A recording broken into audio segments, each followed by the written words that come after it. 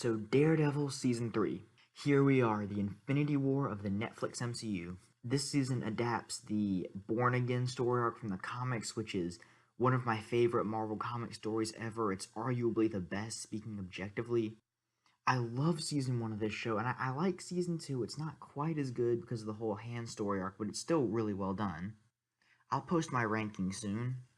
So as usual, when I'm talking about a TV show, I'll include some minor spoilers just because I'm talking about something that's so long, it's hard to talk about stuff without spoiling anything. As for the plot, Matthew Murdock is broken after the Defenders. He abandons the whole Matt Murdock persona and becomes Daredevil full time. Meanwhile, Wilson Fisk is back. He's slowly building his criminal empire back. He makes a deal with the FBI that he'll give them information if they don't harm Vanessa. They move him to a penthouse to keep him safe, and the public is not happy about that. The plot of this season is great. It's just on par with season 1. It never feels unfocused like a lot of these Marvel Netflix shows do. Every storyline that's introduced comes back at some point in the season. Also, it doesn't feel stretched out. Some Marvel Netflix seasons feel like they should have taken out an episode or two, but this one doesn't feel like that. I love that Matt isn't in the Daredevil suit for the majority of the season.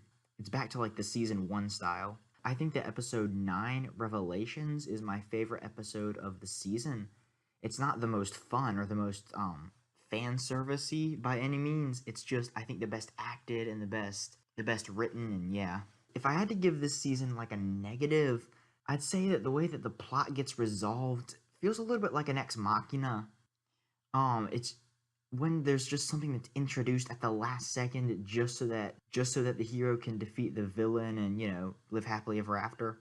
It's kind of like the Harry Potter franchise where they just randomly introduce the whole Horcrux thing in the sixth book just so that it could play an important role in defeating Voldemort, and how they just kind of randomly introduced the Deathly Hallows in the middle of the final book.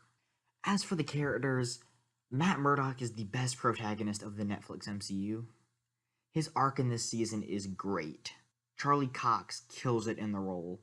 The only thing about his character that I don't like is how he's brooding this whole season. He's being a bit unlikable.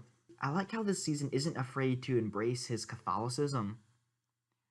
It seems like most movies and TV shows kind of shy away from making their characters be people of faith because they don't know how to portray it, but this season fully embraces the fact that Matt and Sister Maggie are Catholic. The complaint I have is that they shy away from it in later episodes. It feels a little awkward thematically. Karen and Foggy get more interesting as well.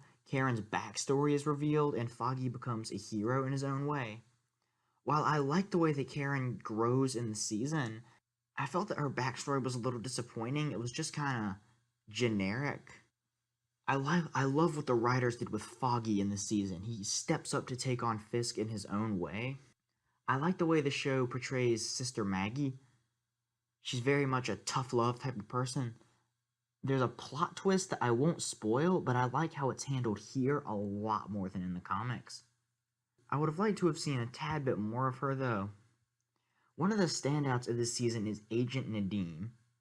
He's an original character not from the comics. Jay Ali brings a lot of personality and character to the role. He also is one of the best character arcs over the season. Then there's the villains. Once again, Vincent D'Onofrio kills it as Wilson Fisk. He's the best villain of the Netflix MCU and probably the larger universe as a whole. We see him as like this master manipulator who has so many strings to pull. If I had to make a complaint, there are a few too many "when I was a boy" moments. There's a meme about that kind of trending now. Also, there's Wilson Bethel as Bullseye. I don't think that's a spoiler. I thought it was fairly obvious that he was going to be Bullseye as soon as he showed up, and they announced he was playing Bullseye before the season came out. They make him so much more complex than in the comics. The actor does a great job, his character arc is original and very well thought out. So as for the themes, this season deals with redemption. Matt gives up in his faith on God. Karen wants to know if she can be redeemed after killing Wesley.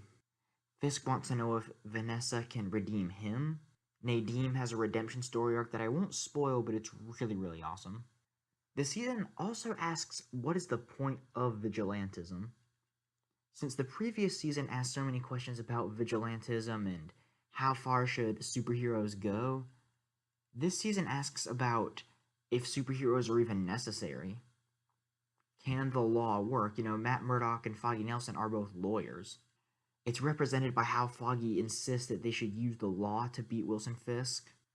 So skip to this time on the clock to skip the spoilers.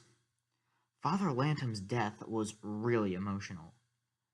One thing that Netflix shows do great is they kill off just the right characters. Agent Nadim's death was unexpected, but works really well.